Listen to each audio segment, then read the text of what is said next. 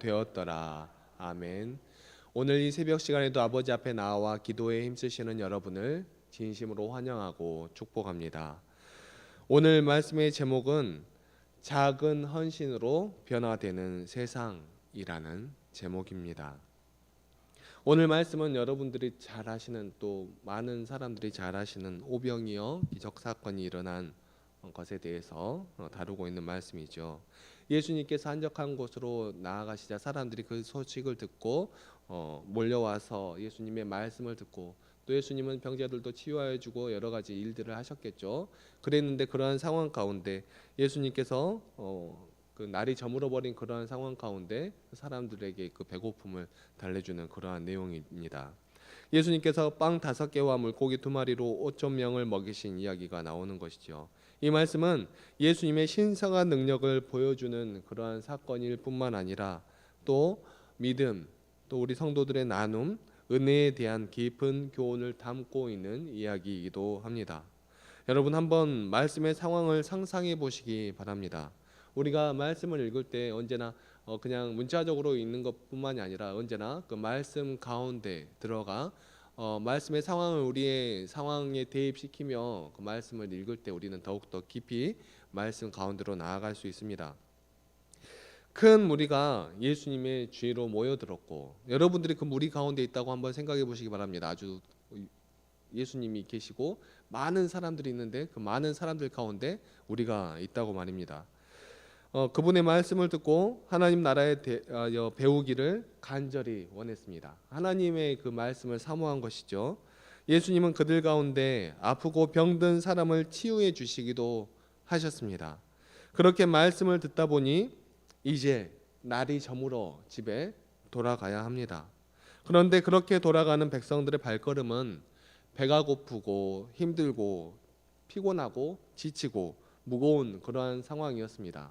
그런데 정작 그들 손에는 먹을 것이라고는 없는 그러한 상황인 것이죠.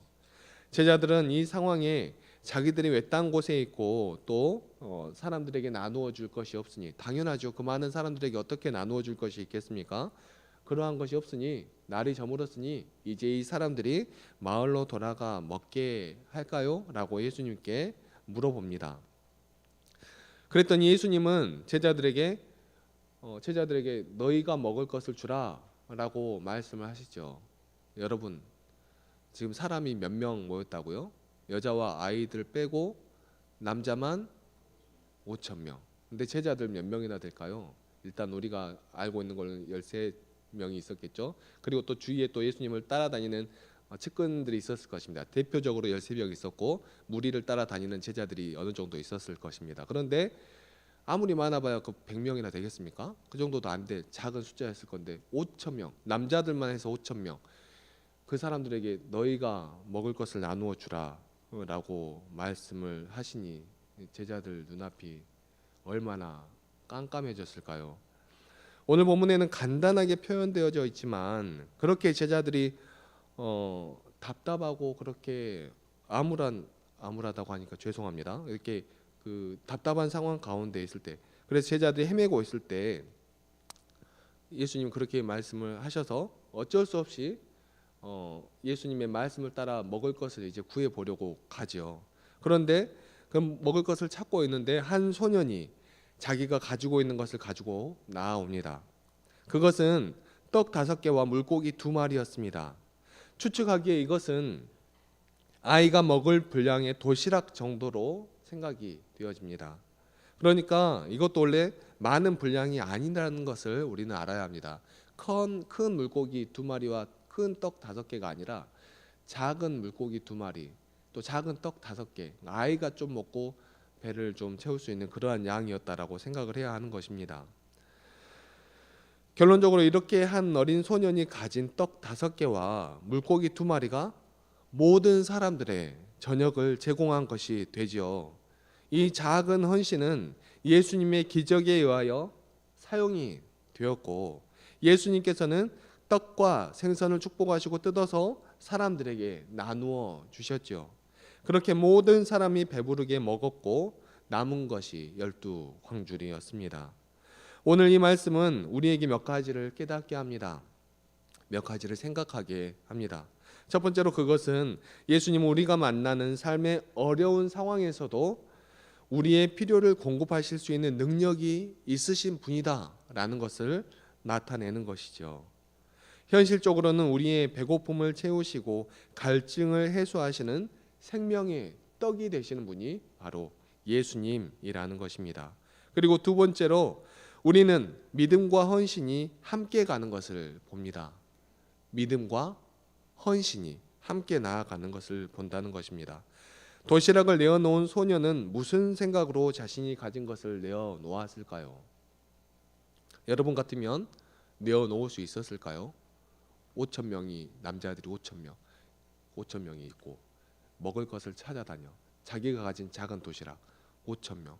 저 수많은 사람들에게 이것 작은 것 하나 내어놓는다고 차라리 숨겨야 되지 않을까요? 그런데 그것을 내어놓는 것입니다. 도시락을 내어놓은 소녀는 도대체 무슨 생각으로 자신이 가진 것을 내어놓았을까요?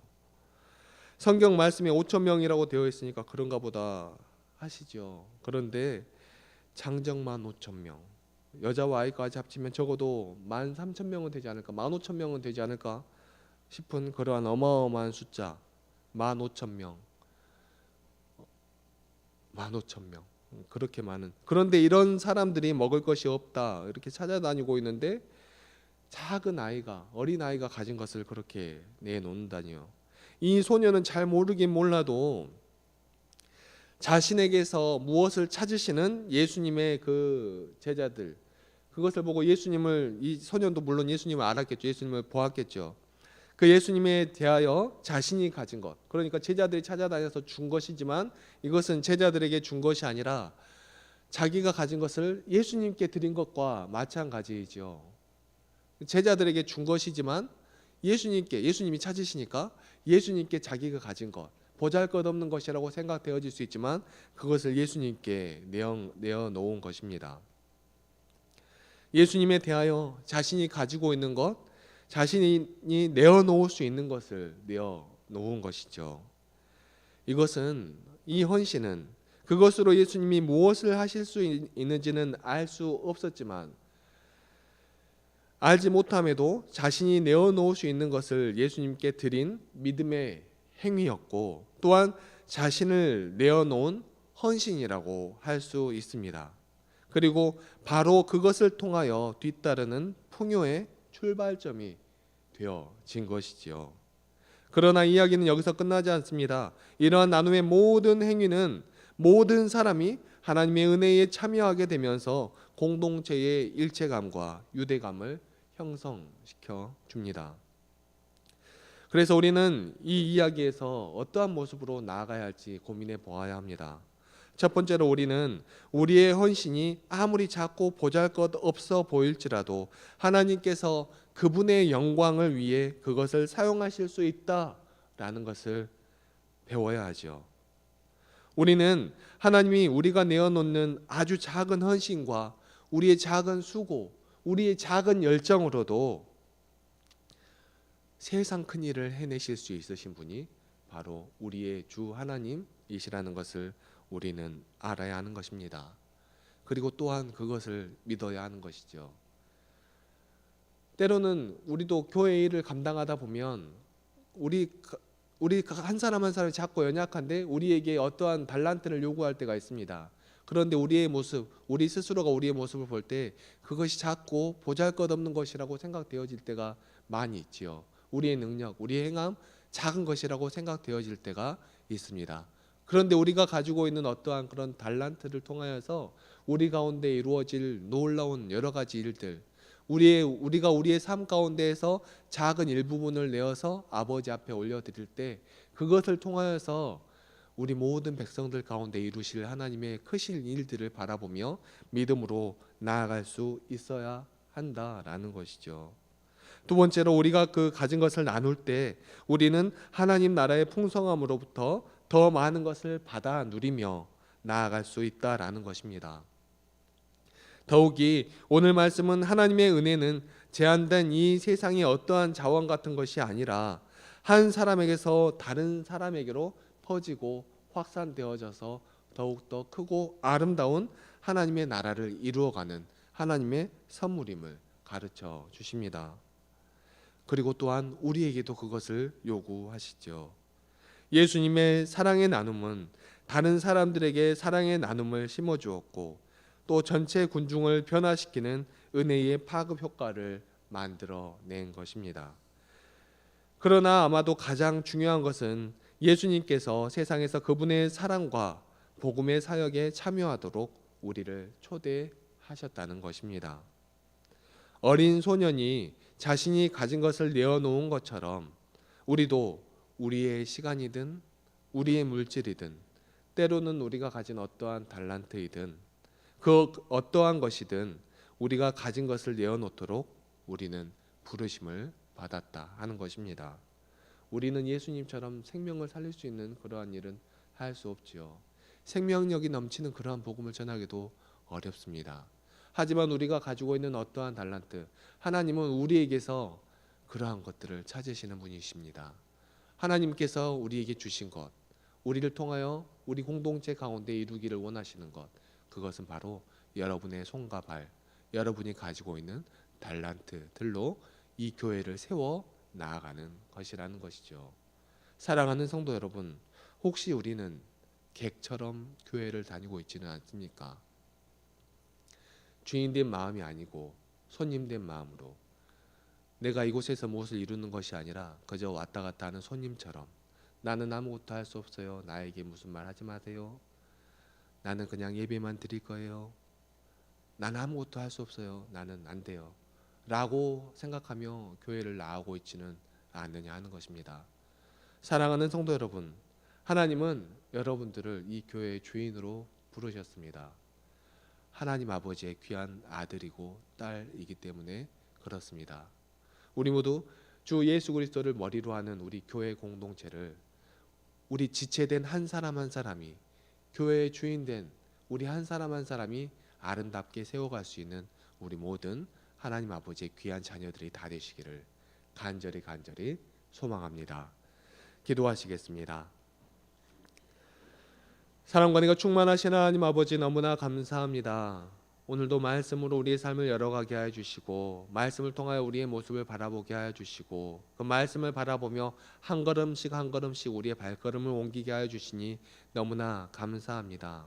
하나님, 우리는 말씀을 바라볼 때 때로는 우리와는 너무 동떨어진 옛날 이야기, 우리와는 너무 동떨어진 능력이 있으신 예수 그리스도에 대한 이야기, 우리하고는 너무 동떨어진 하나님에 관한 이야기라고 생각할 때가 너무나도 많이 있습니다. 하지만 하나님, 우리가 기억하게 하여 주시옵소서. 이 말씀은 우리에게 주신 것임을 우리가 기억하게 하여 주시옵소서. 우리 한 사람 한 사람이 하나님의 그 생명력이 넘치는 그 말씀을 바라보며 그 생명력에 있는 삶을 살아가게 하시려고 우리에게 이 말씀을 주신 것임을 깨닫도록 하여 주시고, 우리도 우리의 삶 가운데서 우리가 할 수 있는 것, 하나님께서 우리에게 주신 달란트를 통하여서 우리 공동체를 밝혀낼 수 있는 그 어떠한 것, 우리 공동체가 나아가야 할 길을 올바로 나아갈 수 있도록 하는 그 어떠한 것, 우리 공동체를 생명력 있게 하는 그 어떠한 것, 우리가 내어놓으며 나아갈 수 있는, 정말 오늘 말씀 가운데 나온 이 한 소년이 자신이 가지고 있던 그 작은 것, 정말 그 수많은 사람들을 앞에 내어놓았던 것처럼 그 작은 것이지만 엄청난 그 사람들 앞에 내어놓을 수 있는 그 용기, 예수님이 찾았기 때문에, 하나님이 찾으시기 때문에 우리도 또한 내어놓을 수 있는, 우리의 것을 내어놓을 수 있는, 우리의 작은 재능이라도 내어놓을 수 있는, 우리의 삶을 내어놓을 수 있는 우리들 한 사람 한 사람 될 수 있도록 도와주시고 인도하여 주시옵소서. 말씀을 통하여 또한 우리의 삶을 열어갑니다. 우리의 삶을 열어가는 동안에, 우리의 삶을 살아가는 동안에 함께 하시는 하나님을 경험하게 해주시고 그 하나님으로 말미암아 우리 주위에 예수 그리스도의 향기를 증거하는 믿음의 백성들 다 될 수 있도록 도와주시고 인도하여 주시옵소서. 우리의 모든 삶을 아버지께 올려드리기를 간절히 소망하오며 이 모든 말씀 사랑이 충만하신 우리 주 예수 그리스도의 이름으로 기도하옵나이다. 아멘.